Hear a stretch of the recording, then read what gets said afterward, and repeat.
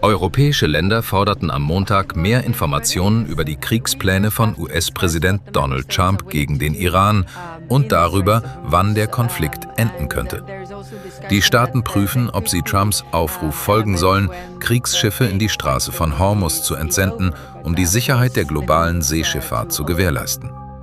Trump bat Verbündete, darunter Frankreich, China, Japan, Südkorea und Vereinigtes Königreich, dabei zu helfen, die Meerenge für den globalen Schiffsverkehr zu sichern. Er erklärte, die USA führten Gespräche mit etwa 7 Ländern über militärische Unterstützung, um die Handelsroute wieder zu öffnen. Welche Länder dies seien, sagte er jedoch nicht und gab auch keinen Hinweis darauf, wann eine solche Koalition gebildet werden könnte. In einem Interview mit der Financial Times warnte er zudem: Wenn es keine Antwort oder eine negative Antwort gibt, denke ich, dass das sehr schlecht für die Zukunft der NATO sein wird. Während sich die Außenminister der Europäischen Union trafen, um Trumps Forderung zu beraten, sagte der deutsche Außenminister Johann Wadefuhl, es sei wichtig, dass die USA und Israel definieren, wann sie die militärischen Ziele ihres Einsatzes als erreicht ansehen. Hier brauchen wir mehr Klarheit, sagte Wadefuhl vor Journalisten. Der Sprecher von Bundeskanzler Friedrich Merz, Stefan Cornelius, betonte hingegen, dieser Krieg habe nichts mit der NATO zu tun, es ist nicht der Krieg der NATO. Cornelius sagte, die NATO sei ein Bündnis zur Verteidigung des Bündnisgebietes. Berlin habe Trumps Äußerungen zur Kenntnis genommen, fügte er hinzu. Die Vereinigten Staaten haben uns vor diesem Krieg nicht konsultiert und deshalb glauben wir, dass dies weder eine Angelegenheit der NATO noch der deutschen Regierung ist.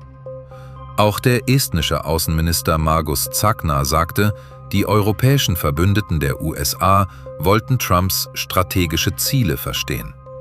Was wird der Plan sein? Fragte er.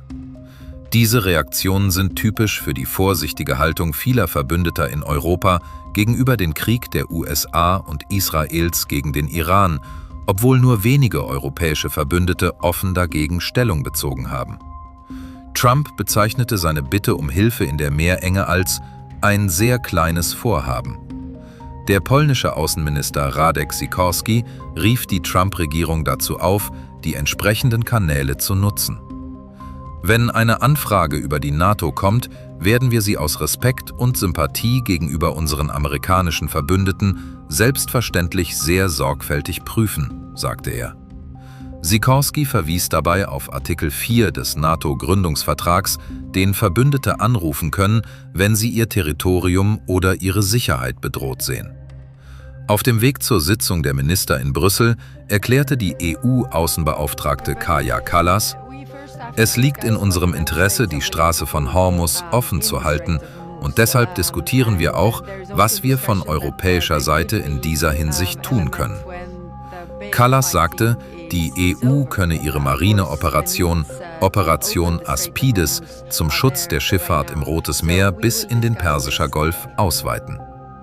Falls unter den 27 EU-Staaten keine Einigung erzielt werde, könnten diejenigen Länder, die dazu bereit seien, eine Koalition der Willigen bilden und ad hoc militärische Unterstützung leisten. Der Krieg im Iran, der am 28. Februar mit Luftangriffen von Israel und den USA begann, hat die globalen Energiepreise steigen lassen. Brent-Rohöl legte um mehr als 40% zu. Der Konflikt hat jedoch auch die globale Lieferkette über den Ölsektor hinaus gestört. Betroffen sind unter anderem Medikamente aus Indien, Halbleiter aus Asien sowie ölbasierte Produkte wie Düngemittel aus dem Nahen Osten.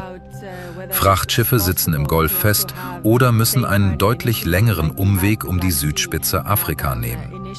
Frachtflugzeuge aus dem Nahen Osten bleiben am Boden.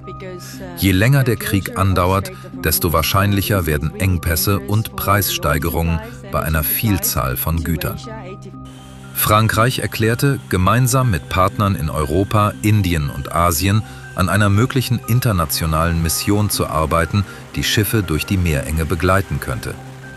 Zugleich wurde betont, dass dies erst, wenn die Umstände es erlauben, also wenn die Kämpfe nachlassen, geschehen könne. In London sagte Premierminister Keir Starmer, Großbritannien werde nicht in einen größeren Krieg hineingezogen werden. Zugleich erklärte er, man diskutiere mit den USA sowie mit Verbündeten in Europa und am Golf über die mögliche Nutzung von Minensuchdrohnen, die sich bereits in der Region befinden. Gleichzeitig deutete er an, dass Großbritannien voraussichtlich kein Kriegsschiff entsenden werde. Die EU befürchtet zudem, dass sich bei einer Fortsetzung des Krieges im Iran eine potenzielle Flüchtlingskrise entwickeln könnte. Die Präsidentin der Europäischen Kommission, Ursula von der Leyen, erklärte am Sonntag, auch wenn sich der Konflikt bislang nicht in unmittelbare Migrationsbewegungen in Richtung EU übersetzt hat, bleibt unklar, was die Zukunft bringt, und dies erfordert die vollständige Mobilisierung aller migrationsdiplomatischen Instrumente, die uns zur Verfügung stehen. Und deine täglichen Weltnachrichten.